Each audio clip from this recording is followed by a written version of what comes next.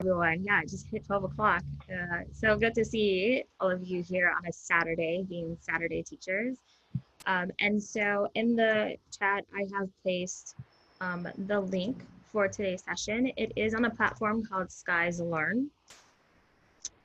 When you click on the link, you can easily sign up with Google. If you are on an iPad, then it will ask you to download the app.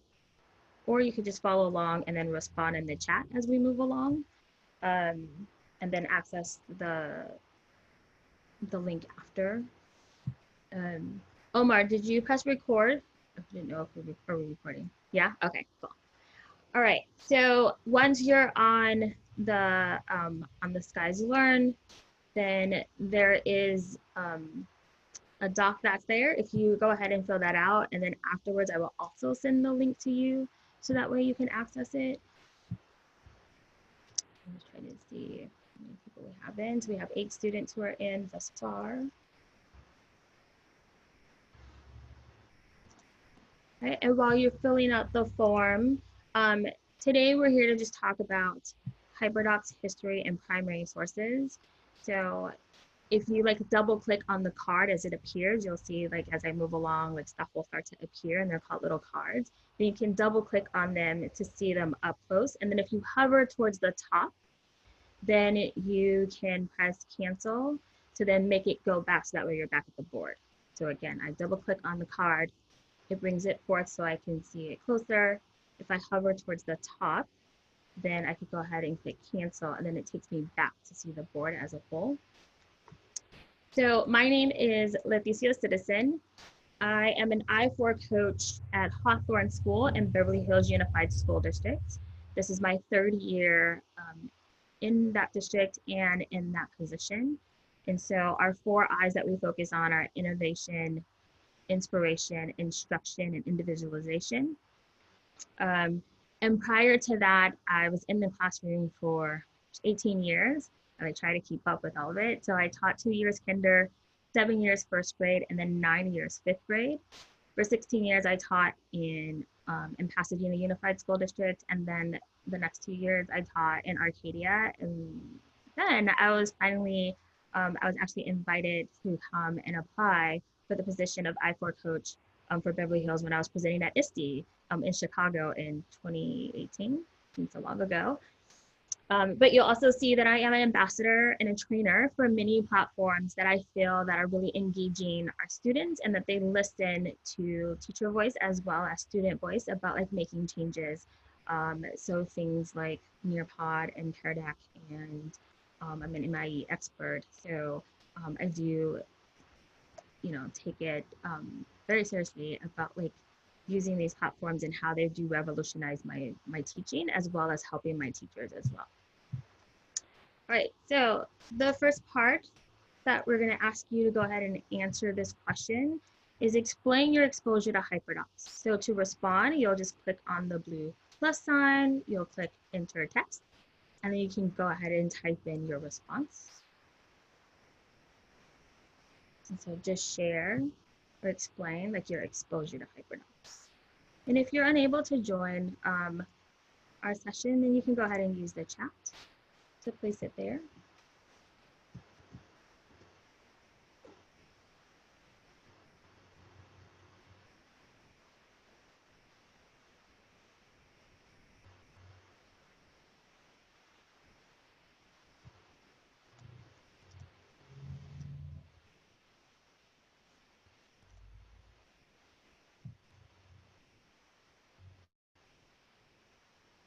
Welcome to those that are just now joining us. The link to the presentation is in the chat. We have one person who said they've made an account and haven't tried anything yet with Hyperdocs. So we got a newbie. Anyone else?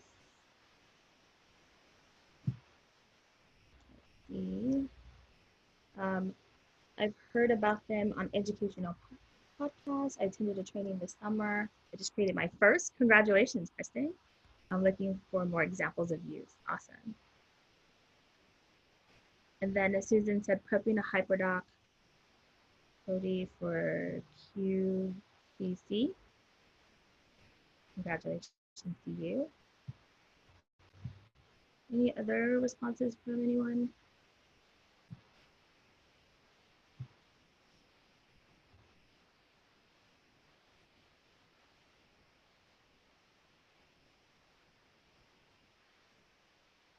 Wait time is always tough. So then we have another response that says they linked up a Hyperdoc blog. Thank you for that. And then skies learn but cannot interact. What do I need to do? So does Mrs. Dane, if you can unmute yourself, are you like seeing the same cards that we're seeing on the screen?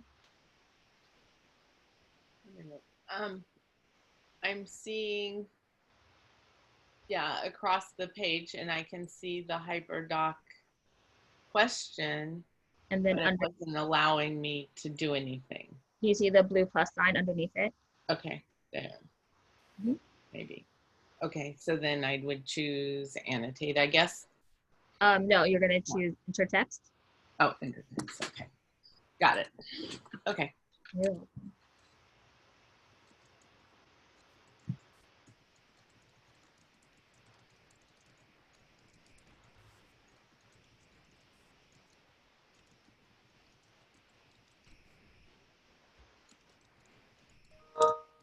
All right, so while I can hear that Mrs. Dane is typing her response, I'm going to bring up a new card. So we have this image that's here. I'm going to make it bigger. And then underneath, I'm going to ask you to go ahead and take a look at this image and then share what you notice and what you wonder about this image. Make it bigger for you to see. Just type, what do you notice and what do you wonder?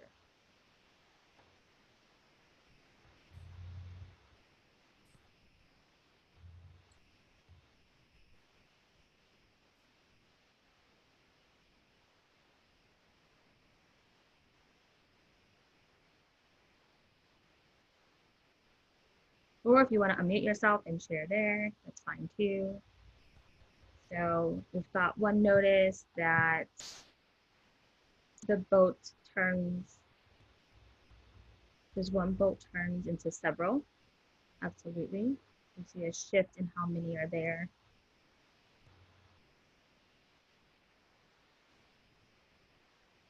Anyone want to unmute themselves or maybe share that way or in the chat?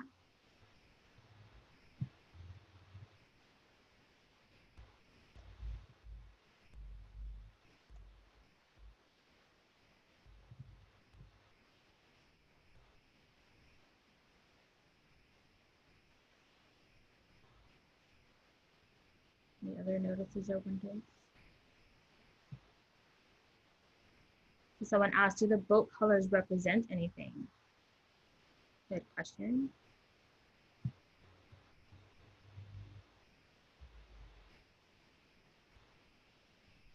Does anyone think, like anyone care to answer that one? Do you think that the boat colors represent anything? I've always looked at it as more of that there's a shift from the boat on the left-hand side being gray, right? Because there's just like one person in charge. But then when we shift over to the right side, making our transformation using Hyperdocs, then like it becomes more colorful because like there's more input and we're allowing the students to use their voice and their choice. Someone else noticed that that you can create groups. I would like to see an example. Teacher leads and students are along on the right in the first, and then there's a transformation of students steering their own boats. Someone shared in the chat that there's a change in mindset. So that is definitely also. And then there's a question, how do you get kids to a place to steer for themselves without taking over? Absolutely, especially when they're in their groups, right? Like how do we allow that to happen? Thank you for all of those questions and those wonders.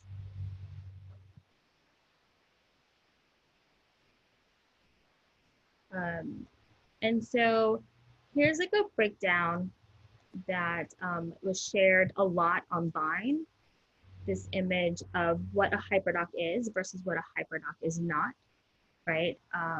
And so people often say, oh, it's just a doc with links. And I really like to point out to people that like one of the key pieces, and they say right here in the blue, is that it allows students for reflection, right? And that it really allows students to show what they know. And so it's taking them through this process. And I tell people like one of the key points is one, yes, that they either get to reflect individually or that you do it as an entire class. If they're working in groups, they get to reflect on like what part they played and then what part that their classmates played. And not so much to put down what someone is doing, but more so about like recognizing the positives, right? And really having them to understand that we're not here to point out someone's faults, but more so of looking at it as here's how we operate as a group, and here's what we need to do as a group in order to get better. Um, the other thing too is really, I feel like a key point in Hyperdocs is really allowing students to choose how they want to express their learning, right? So they have this time to like gather information. Now they need to do something with that and really allowing them choice. Now, when I suggest when you first start off, yes, I like to set it up so that way I'm choosing the way that I want students to express their learning, just to give them time to like one be comfortable even with doing hyperdocs. But I found that when I first introduced it to students, it's a different way of them learning and a different way of expressing what they've learned. They're used to typically taking a test or just writing a page, 5-page paragraph or whatever that is. And now we're asking them to do something a little bit different. Um, and then on top of that, they the first time I tried it with like, hey, choose how you're gonna do it. Kids are like, wait, what? What are my options? So like taking them through, I feel like that first couple of times of like setting up how they're gonna express their learning and then slowly releasing the reins within, I usually find by like the fourth or fifth time that we're doing a hyperdoc that now they get to choose how they're gonna do so.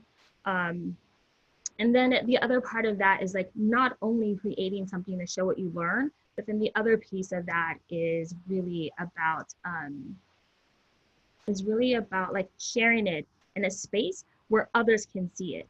And so that way they're not just creating for the teacher, but they know that they're going to share with an audience in mind. So if that is their classmates, then they can go ahead and share that. And not only are they sharing, but they're soliciting feedback. And so in my class, we did something what was called purposeful feedback, where the students would have to start off by giving a compliment. And we talked about like being very specific about that compliment, not just saying, oh, this was cool, but really saying like, hey, I really love, your word choice because it helps me to pick a picture in my head, whatever that looks like for them. So they would start off with a compliment, then they would make a personal connection to what they read. And then the last part was to ask a question that like can't be answered by what you just read or what you just viewed or what you just thought, whatever that creation is. And so really having an opportunity for students to get feedback from an audience and then being able to respond back to them. And so allowing that time for students to do that is really important um, for that sharing piece. In my class, when I taught fifth grade, we Skyped with at least one classroom in the 50 states. And so that became part of their audience. And so after we would Skype with the class, then I would have a conversation with the teacher about like, hey, going forward, do you mind if we share like projects with your students to get feedback, or like sharing, what lessons we're doing in order to get feedback from your class, which then helped my students that when they were creating, they would come and say, who's my audience today, Ms. Citizen? And I would say, well, who do you want it to be? And then they would say, oh, maybe that second grade class in Ohio. All right. So then we would have that conversation about what does that look like? What does that mean? But if you know that your audience are second graders who are anywhere from 6 to 8 years old, what are you going to have to do as an author in order to convey your information that you learned to them? And so really having those deep-rooted conversations, and it really shifts how invested they are in owning what they're creating because they know that others are going to see it. So again, not only consuming information, but having a space and a choice of where I'm going to create this sharing it in a space that gets me feedback, and then lastly, having that reflection piece. Any questions about any of that?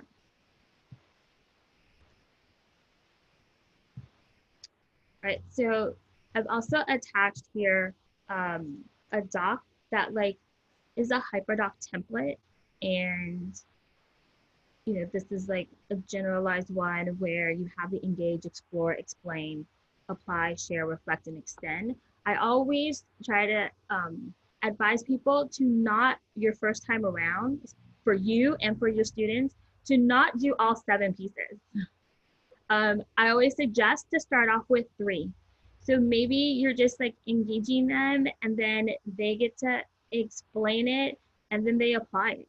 Or maybe they explore something, they like have a way to apply it, and then they share it. Like, only start off with 3 the first couple of times, because one, for you yourself, especially if you're starting off for the first time, like, it's overwhelming, all this stuff, because you have to like know where to get your resources. And I always like to start off with a question. What is my question that I want my students to explore? And then I think about like, how long do I want this unit to go? Am I going to do something where once a week they're completing this hyperdoc and it's like answering our essential question? Like, those are the conversations that I like to have with myself, and that I like to talk over with like my thought partners, to go through and see, okay, what am I going to do with this? But I always suggest that people start off with 3 initially, one not only for you, but also for the students. Again, we're asking them to do something different, where they're used to like reading a passage and then answering questions. Or the other part of it too, like by the time they get to me in 5th grade, they wanted me to give them all the answers, and I was like, yeah, that's not what I'm here to do, buddy. But we are in this together, and you're going to do some exploration. And so then you start to like shift, and once like you develop a groove with it and the students do too, then you can start to add and take away, and then add more pieces. The other thing too is, it doesn't necessarily have to go in this order, number 1. And number 2, like, you could have like an engage, explore, engage, explore. Like, there's different ways. So again, what I would say, always start off with what's the purpose, right? And then be very specific about what is it that you want your students to go through.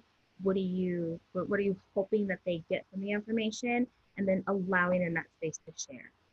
A lot of times you'll find that like they'll end up sharing learning that like you didn't even see.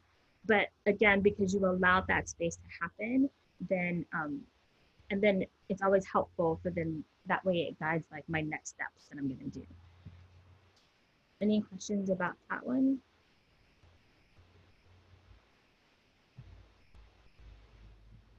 Anyone care to like add to it? Anything that they want to say with it? It's all like I'm not a head nodding, but all right. So then the next piece is there is a website, thanks to the they call them the Hyperdoc girls, or it's called Hyperdoc women, that they have, and that's linked there, where they do have a website where they house like templates, so that way you don't have to reinvent the wheel. So there are about 12 different samples that are here, that like you can take that basic template. And here's the other thing too, like, it has all the pieces, you can take them away and you can add more, you can do whatever. I mean, you all know a template is a template, but it's there for you to use. This is where I've always started. When I first started to do Hyperdocs, I would come here and take the templates and just use them and like fix them to meet my needs, and fix them to meet my students' needs. But that's there as a free source for you to access. And so you can take a look at that. And then I've also, so I'm going to do this now. I'm just going to open them all up. I've also, so most of those are just on docs. I like to switch it up. So I've always found that like after maybe, I don't know, like maybe the 5th or 6th one, I like to switch up how I'm, or where, or what platform I'm using to house my Hyperdoc. Okay, so as you can go through and see, they're like all open now.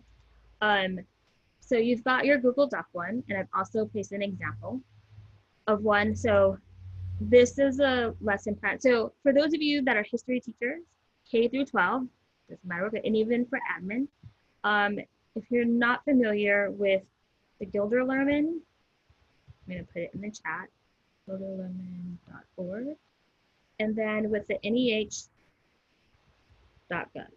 So both of those places, they actually house, or they actually host, week-long teacher institutes in the summer. So this past summer, of course, because of where we are in the season of our lives, they did everything virtually, which was really nice, and they did it for a longer period of time.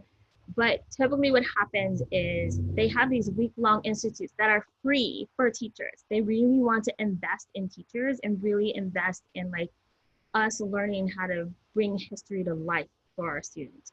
And so what happens is the way it's typically set up is there's a topic. So this lesson that you're looking at is when it was at Rhodes College in Memphis, Tennessee, and it was on civil rights. And I forgot what the specific topic was, but you actually stay on campus. So I stayed at Rhodes College, and during the day, the first half of the day, we had like lectures. So we had professors who would like come in and talk on different topics that they had set up, this whole lesson plan. And then the second half of the day, we would actually go out into the city and visit those those places that connect us to what we were learning. At Rhodes College, they actually had a partnership with the Civil Rights Museum at the Lorraine Hotel where Dr. King was killed or assassinated. And so we spent like the second half of the day there, and then we would go out into the city and they bring in like guest speakers to like talk about those landmarks and talk about those spaces and what historical significance they have. And so you're allowed to like take pictures and really engage with what's going on. And then your commitment of being there for the weekend and paying for everything and paying for your food and staying on campus is that then you have to create a lesson at the end. And so you're working on that as well during that week, that you're like taking the information that you're learning, you're coming up with your own essential question, and then you're creating a lesson. And so mine was history or happening, a change is gonna come. And so what I did was I created a 4-week unit, but each week it was a different hyperdoc. So that's all linked there for you to see. But like, and this is where like the historical and the primary sources comes in. So, you know, I would have my question, I would have my standard that's there. And again, I like took a template that I found on that website. And so to start off, my students were listening and watching the song, and it was the song by Sam Cooke.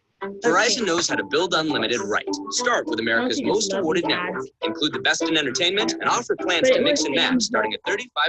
Plus, get the Samsung Galaxy S25G UW on us when you buy any Note 25G. Only at Verizon. Thank you, Verizon. So it was Sam Cooke's song, "A Change Is Gonna Come," and the lyrics are there too. So the first time around, I tell my students to jot down their like immediate reactions, and they had to do it on their classroom blog. Okay, and then they also had to read the responses by the classmates and then write post a comment. And then the next time around, they had to listen again and listen to the song. And then this time around, they were going to the Getty to find an image that they felt depicts the meaning of the song. And then they had to upload it to our Padlet and explain why. So they were going to come here, post that image, and then explain using evidence from the image, like why did they think like this would depict what was happening in the song. And then this time, and then the next time around when they're exploring, they were going to make a copy and read the lyrics themselves. And with that copy that they make, they were going to use blue font and annotate the document answering what did the author assume. So I really love the 3 big questions. I don't know if you all are familiar with Kylene Beers and Bob Probst, but they're really big on like the 3 essential questions for annotation for closed reading. And so their first big question is, what did the author assume?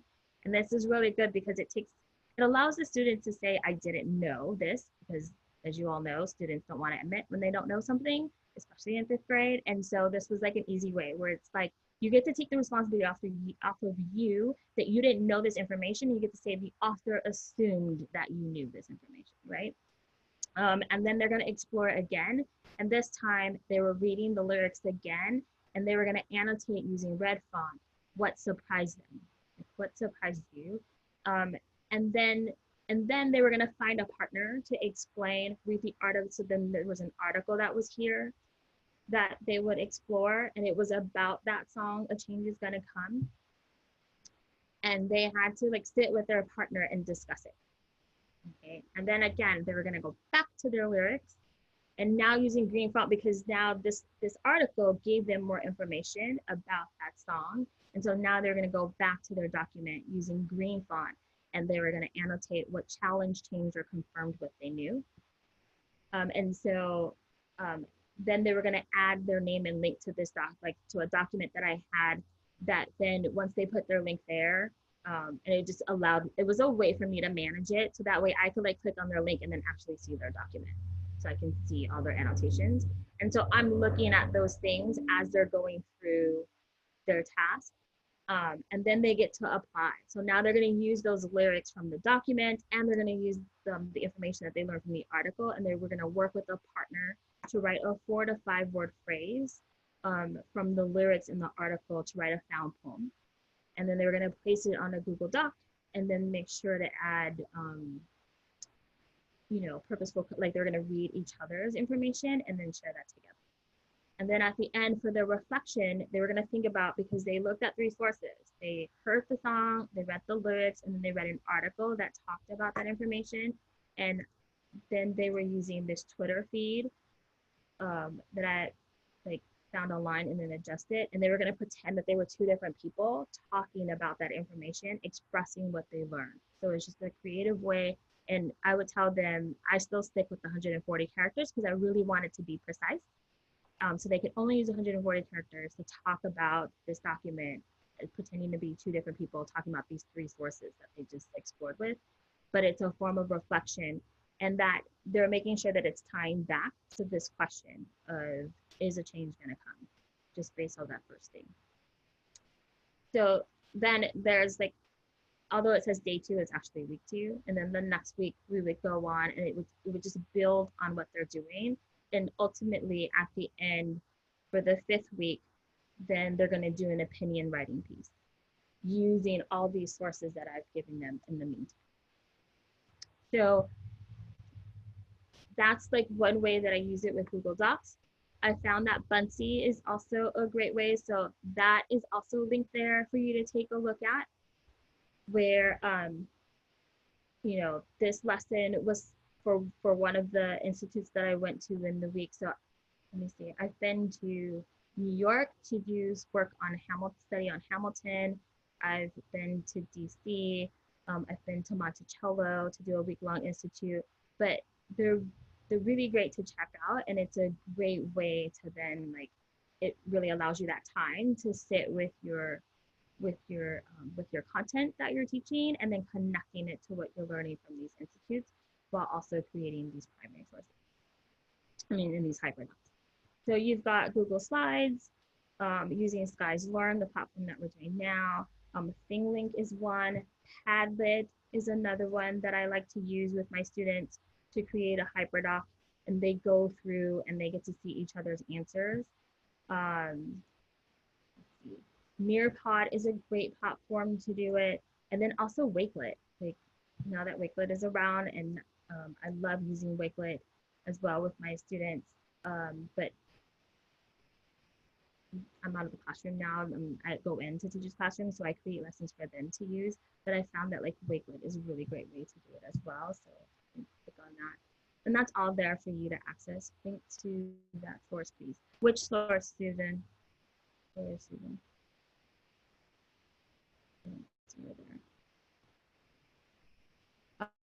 So you can see how it also works on the Wakelet, and how I just set it up that way. So do you guys have any ideas about like what's other platforms that you could use to house Hyperdocs? Anyone?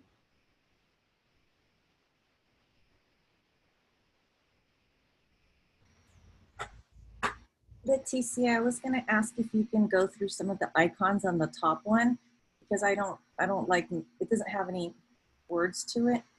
What, you mean this one? Yeah. Oh no, that was just to like, that was like my card holder. Oh, Yeah. I just looked up like icons and just put it there, and these are the ones that you're focusing on. Sorry about that. got it. Thanks. Yeah, no. That's just, maybe I should change that picture then to look for these. But that was just to be there to just be like platform. Yeah, I don't even know what half of those things are. So, all right. Well, if nobody has any ideas about like other platforms that can also house Hyperdocs, then we can go ahead and take a look at where I find my primary sources to then use. So I'm going to open up all of those. So again, I've already spoken to you about the NEH and the Gilder Lehrman, and they also house a lot of primary sources, but you've got the Library of Congress. Let's see, what else do we have here? We have the Learning Lab, which is one, and these are all clickable for you to access. You've got Mount Vernon. They're constantly adding things to theirs. You've got Fordham University. You've got the Huntington Library. For those of you in California, I will say, like, if you've never been to Huntington, it's in San Marino.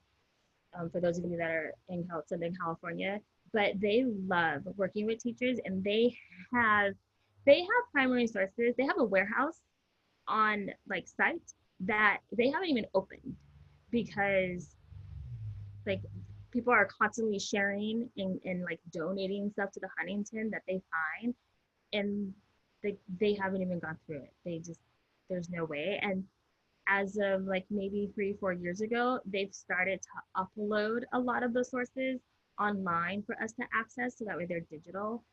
So they're always willing to work with teachers. I strongly advise you like reaching out to them when you're like looking for specific things to go with your lessons, that they're really helpful.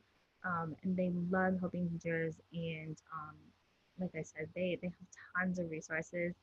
They do have like a special library there that sometimes they will open up to teachers for you to access, and so they're great to partner with. And then the last one is Monticello is another one. Um, so these are the places that I love to go to, and a lot of times when you go here, they already have them like broken down into topics. And then I just like, I have like folders on my drive, and I have folders on my computer that I just like put in the sources that I want and that I need, or like some that I'm like, oh, maybe I'll get like at some point I might need this one. And so I just like keep them. I just make sure that I, cite my sources like always, and that's what we teach our students.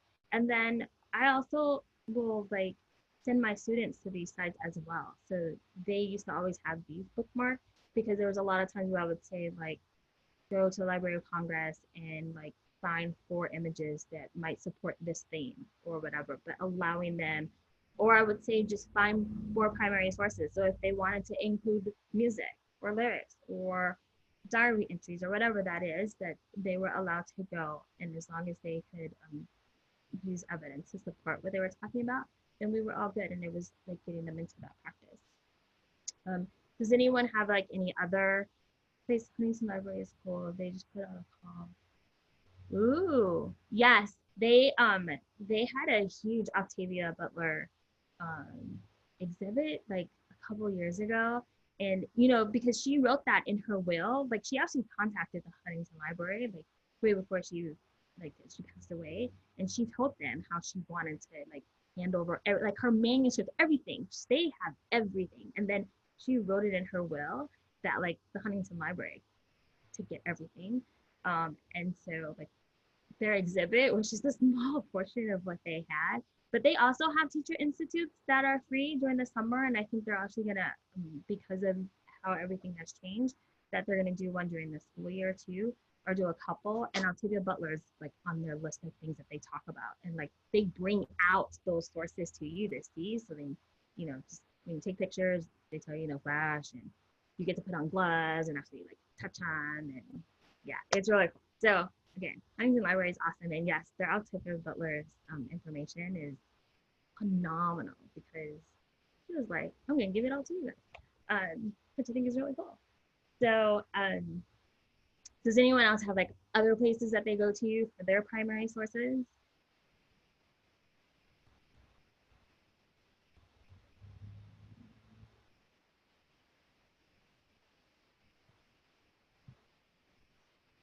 Yeah, just like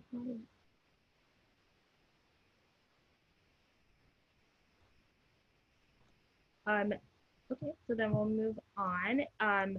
So earlier I referenced the Hyperdoc website that has the template.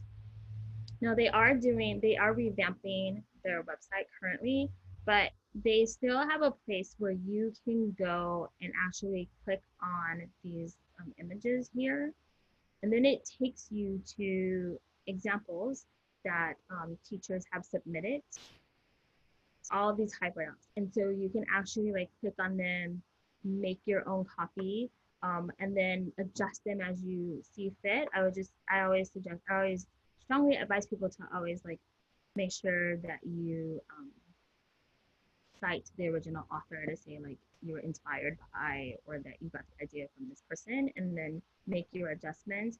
But that I've also linked on the Size Learn for you to access, and it's all there.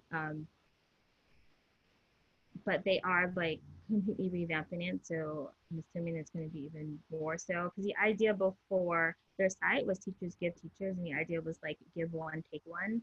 And I would always tell teachers who were just starting off, like, you can take as long as you can until you're ready to like give, and then make sure that you go back and like give yours, so that way other teachers can access them and see examples. So definitely check that out.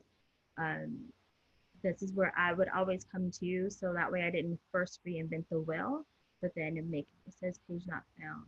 Ooh, yes, I'll put it in the chat. Thank you for that.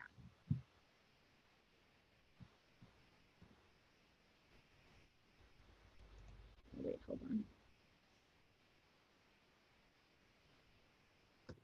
Okay, there it is. So you can go ahead and, but they definitely are like revamping the whole thing, so that way, I believe, so that way we can start like giving again and then also taking more. So that's there for you to access. Thank you for that, Kim. I like went through all the links this morning and still. So I wanted to give you time to like search through that site, see if you can find any hyperdocs that would fit your needs, or if you have like questions for me, we can talk about that now. But I wanted to like give you time to explore all of that, and then I'm here to like answer any questions. So we can do that for, let's see, we go to the hour, right, Omar, or to 50? What do we do? Is Omar still there? Let me go to my calendar. Oh, all the way to 1. All right. So I can put it up to the timer to 15 minutes, and then we'll check back in, but I'll give you time. Hi there. Can you hear me now? Yeah, I can hear you now. Wonderful, wonderful. Yeah, so essentially we do go until about 1, Okay. where we'll have a break until about 1:30 to be able to come back and continue our learning. So the session is being recorded. So essentially we're just kind of using this time as we'll continue to dive into the great content you've shared. Thank you. You're welcome. Kristen said, I struggle with my district block and a lot of collaborative options. Really? Like what kind, Kristen? I almost don't even know. Anything that's kind of like I've heard we can't do Jamboard. I haven't actually tried it with the students. And we can't do breakout rooms unless we're in the breakout room with them. So, and a lot of cool things like Adobe Spark, I gotta wonder if that's even accessible. So I kind of am insecure about sharing any Hyperdoc when I'm limited in what I can have my kids do. Right. Well, I would definitely say like don't let that stop. I mean, even if they're like using Google Docs and Google Slides, and you know, like if you know those tools actually work, I would say don't limit your don't limit yourself and your students like using Hyperdocs because, like you said, you don't know what you're allowed to use. So I would say go with the ones you do use, right? And then over time, I don't know. Where are you? What district are you in? Oh, you're muted. I'm in the Centralia School District. Until recently, we weren't even able to have YouTube. So any cool Hyperdocs, most links didn't work, you know, so Right. that changed though with distance learning. We really needed YouTube. Ah, so now it's open because of, I'm curious to know when distance learning is done, if they'll go back to blocking it. That'll be interesting to see. Hopefully not. I'm hoping that a lot of things won't go back to the way it was. Because like we're seeing, I mean, I know it's still struggles and everywhere, but like we're also seeing some benefits to what's happening, and I'm hoping that we can go forth with that. But I would definitely say don't let that stop you. Like I said, use like the slides and the drawings, like still use those platforms because it really does allow the kids to be creative. But I understand. Are you guys finding like any good lessons? Do you have any questions?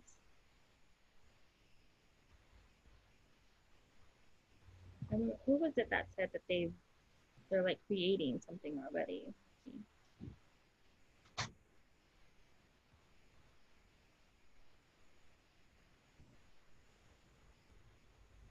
Kristen, you said you attended a training this summer and you created your first one.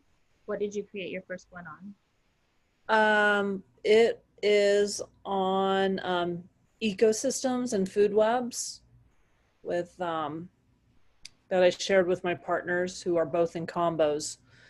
So I felt like let's give them something that they can use for their science time while in distance learning. And I think my students are enjoying it. We only just started. It's a lengthy one, but each week they have different parts too. Okay. Awesome.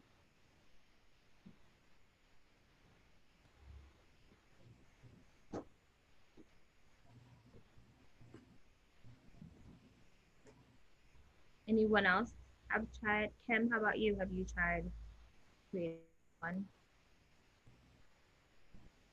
I have. I actually started with the multimedia text set first as like introducing the topic. Okay. And then sometimes when I find myself explaining the difference between, you know, that multimedia text set and the Hyperdoc, it gets so confusing.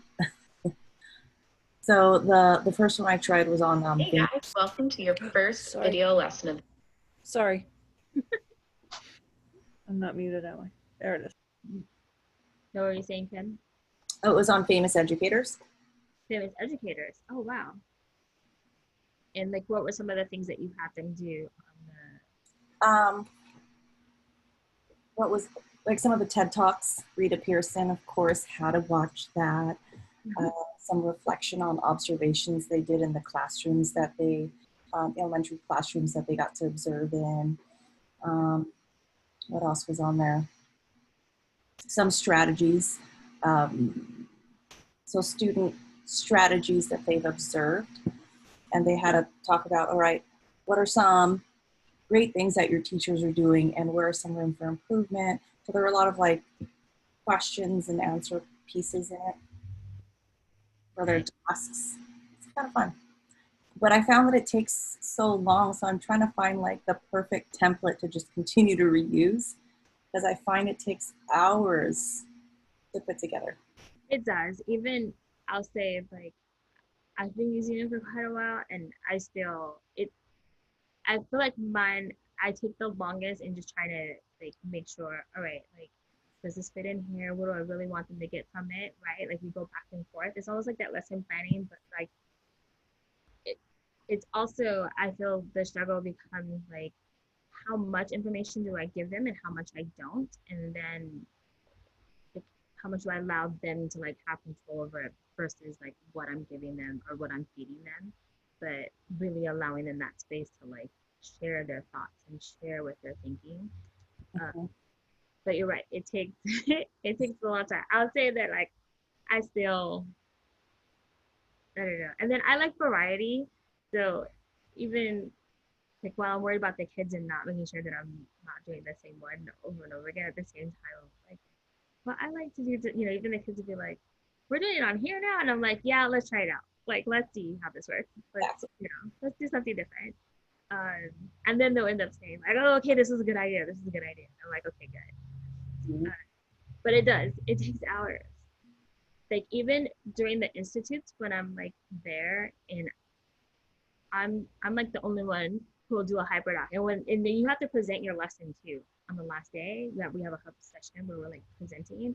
And every time I get up to like demonstrate what I'm doing, like people are always like, oh my God, you did this just this week, like all the information. And then they're like, how do you know about this? And how did you like know about this platform? And what is that, you know? So then, but then we have to like go, I'm like, well, you're just gonna have to email me because we have to like get to the next person to present.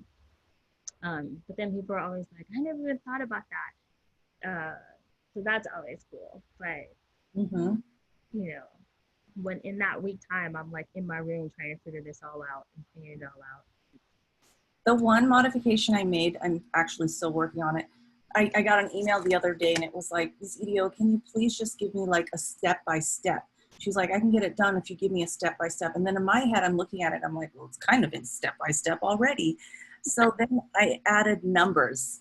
And I'm like, okay, if I just add a number next to engage or task, you know, maybe she'll be able to follow it better if it's that way. So I haven't updated it yet, but I'm like, all right, well, maybe she needs the numbers. So is that like, is she saying in terms so that way she can complete it or so that way she can create one? In completion, just to follow, because there's so many links in each box, you know, there's just a lot of things to go to, and maybe it's information overload if you're jumping from one document, but then I want you to respond in the Padlet and then we're going to go here, you know. So maybe if I baby step it even more and have like 1 and then A, B, C, D, you know, 2. Okay. I'm going to try it out and see how it works. To see if that helps her, yeah, because then, Yep. She was like, I can do it if you could just give me the step-by-step. And I'm looking at it, I'm like, but it's already. I feel like, just go in order. So what grade level do you work with? 9 through 12. Okay. High school. So I have like the range of students.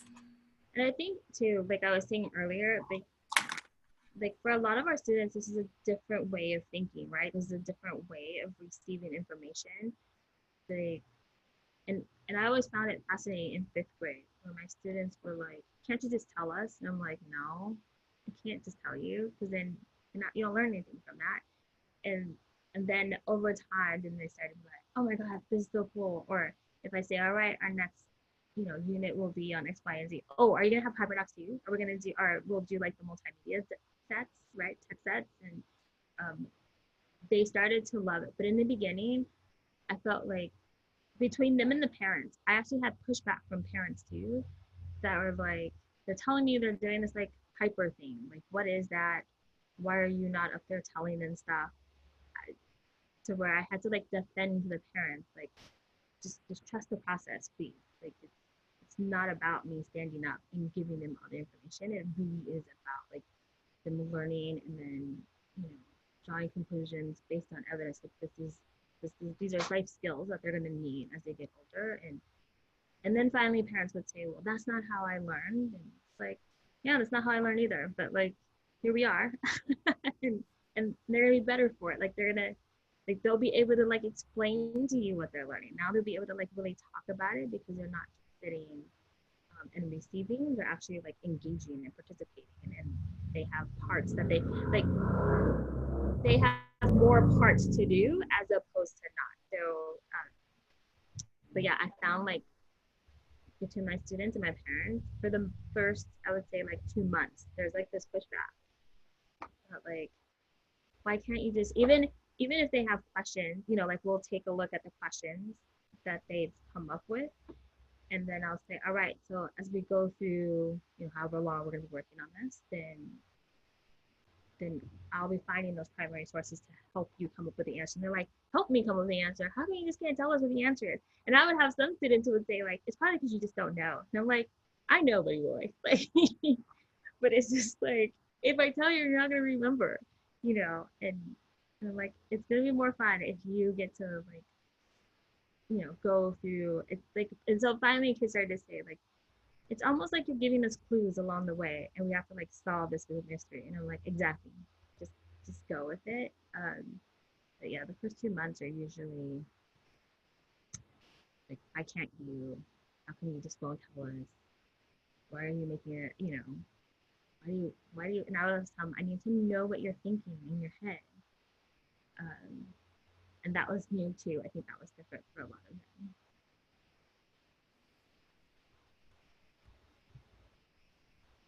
Any other questions or thoughts?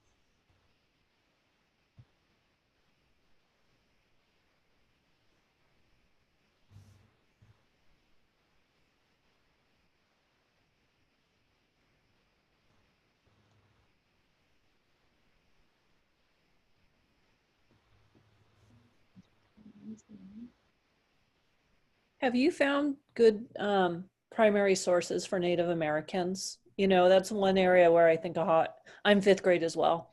Oh, And okay. Hyperdoc would be really helpful to get some good material in their hands aside from our textbook, which is so whitewashed Right. that I would really like better, you know, resource. That's where Hyperdocs, I think, really would glow, would be the social studies for this purpose, which is the point in your presentation, I think. So I'm trying to think right off because so that's the other thing too. So there are and there's not a lot, right? For obvious reasons because like they got rid of them. But then I found that the most helpful is oh my god, what is I just went blank. Williamsburg, like their website, they they have a lot because they like even there they like highlight those. So I found, and I should have put that here. Williamsburg definitely has quite a bit. I'm looking for the link right now. I found some good video on PBS, but unfortunately it goes into history that's too ugly.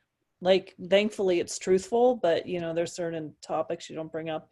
So I'm thinking of screencasting out certain segments. And so I get the primary voice of the tribal spokespeople without necessarily the parts that are a little too dark for. Right. So I put no, I know exactly what you're talking about. So I put the Colonial Williamsburg one in there, and then also check out because I think we actually did a lesson with them. The Virginia, I think it's the virginiahistory.org. I'm gonna put that in the chat as well. I found that a lot of state history, like state historical like societies and museums, they actually have a lot of primary sources now. They're actually starting to reach out to teachers and that they have a lot of primary sources because they'll talk about the Native American tribes that were in their area, and they've like almost done their due diligence to like find that information and share it. Some of them have it where I think it was the Virginia history one where they actually have kits that have like actual primary sources that the kids can like touch and engage with that like they'll send to you, and then they'll have you like send, you have to like pay for shipping to ship it back to them. So like check those two. And then definitely like look up other state ones. They have a lot that they're doing. And then I know I would have to go through my email, but I can send you some later too, that like, I know that we've done a lot of Skypes with some of these programs. Like Colonial cool. Williamsburg will do like a Skype with your class and do like this whole lesson with him.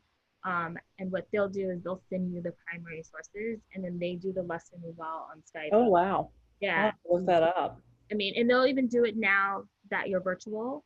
They'll like come into your, like you can either join their Zoom or they'll join your Zoom or your Google Meet, and then they'll make sure to like send you the primary sources and the documents, like, you know, they'll use whatever platform. So sometimes they'll send it to you as a PDF, and then you can just use Google.